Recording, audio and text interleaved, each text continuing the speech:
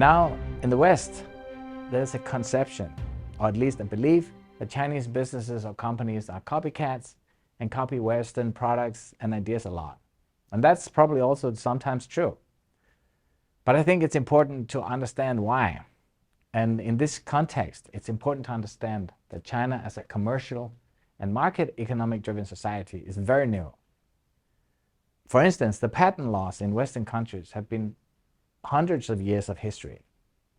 The US had its first patent law made in 1790 and Denmark in 1890. That's several hundred years ago. In China, the first patent law was made right before I arrived, just 30-something years ago in 1985. And of course, it takes time to implement. But China has come a long way in this regard. When I started selling Danish furniture in the Chinese market, in fact, we had a lot of issues with copyrights. There were lots of copycats, Chinese companies copying our furniture. It was difficult in the beginning, but we found our ways. First, we went looking for the IP office.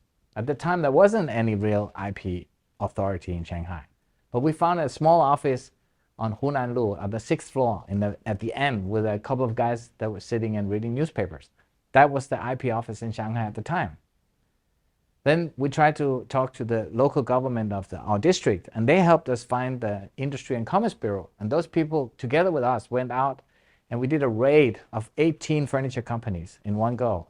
And each of these companies, we discussed and negotiated a way for them to stop copying our furniture and explain them why they were not supposed to copy our furniture. A very interesting experience for us, but also for the local government at the time. And all of this is part of becoming a more mature society with a better law system and better regulative structures and so on. Today, China's IP protection laws are very well developed. It's come a long way. There's even separate IP courts which takes care of IP cases. And it's very well set up. But there's also places where the implementation could be done better. For instance, there's a big backlog on IP cases in the court system. But the overall development has been done really well and effective. In fact, in terms of global patents, for instance, in 2021, the global patent registrations were 3.4 million. Half of those were Chinese. So China is today by far the biggest country applying for patents. The same thing with trademarks. In 2021, 13.9 million trademarks were applied for, and out of those, 9.5 were from China. So this has really developed very well over the past 30 years.